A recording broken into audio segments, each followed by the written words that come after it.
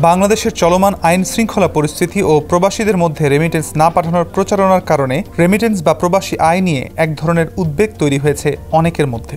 মূলত কোটা সংস্কার আন্দোলনকে কেন্দ্র করে দেশজুড়ে আইন শৃঙ্খলা পরিস্থিতির অবনতি এবং এর জের ধরে কারফিউ জারি, ইন্টারনেট বন্ধ থাকা এবং কয়েকদিন ব্যাংক বন্ধ থাকায় 16 জুলাই থেকে থমকে গেছে প্রবাসী আয়ের প্রবাহ।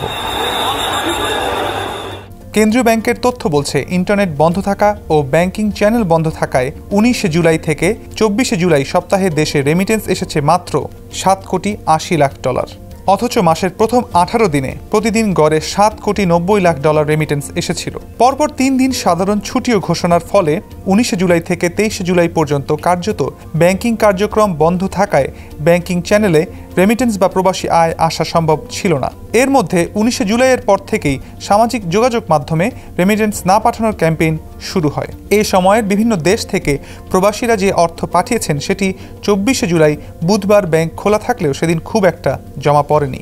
অর্থনীতিবিদ আহসান এইচ মনসুর বলছেন, রাজনৈতিক সংকট অব্যাহত থাকলে এবং আস্থা ফিরে না আসলে ব্যাংকিং চ্যানেলে প্রবাসী আয় যেমন কমবে, তেমনি দেশ থেকে নন ব্যাংকিং চ্যানেলে অর্থ পাচারের আশঙ্কাও বেড়ে যেতে পারে।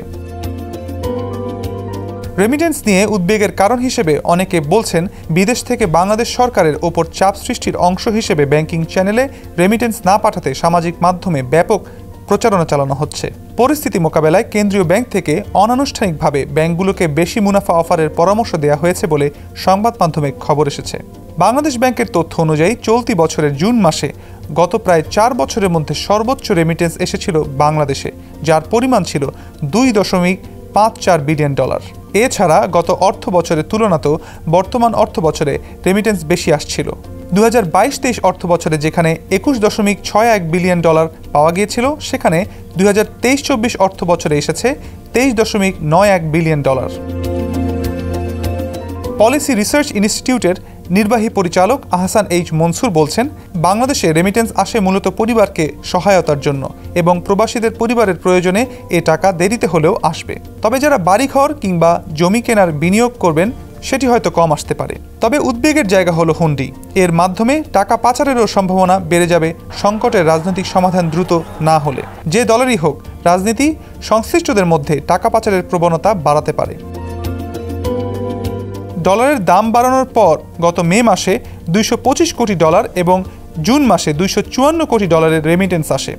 সহিংসতা, ইন্টারনেট বন্ধ থাকা এবং ব্যাংকিং চ্যানেল বন্ধ থাকায় গত সপ্তাহে 19 থেকে 24 জুলাই দেশে রেমিটেন্স এসেছে মাত্র $7,80,00,000। সর্বশেষ চলতি জুলাই মাসের 24 তারিখ পর্যন্ত $150 কোটি প্রবাসী আয় পেয়েছে Bangladesh.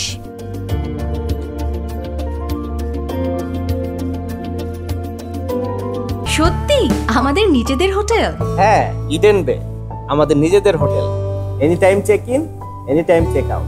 Eden Bay, a concern of Bhaiya Hotels.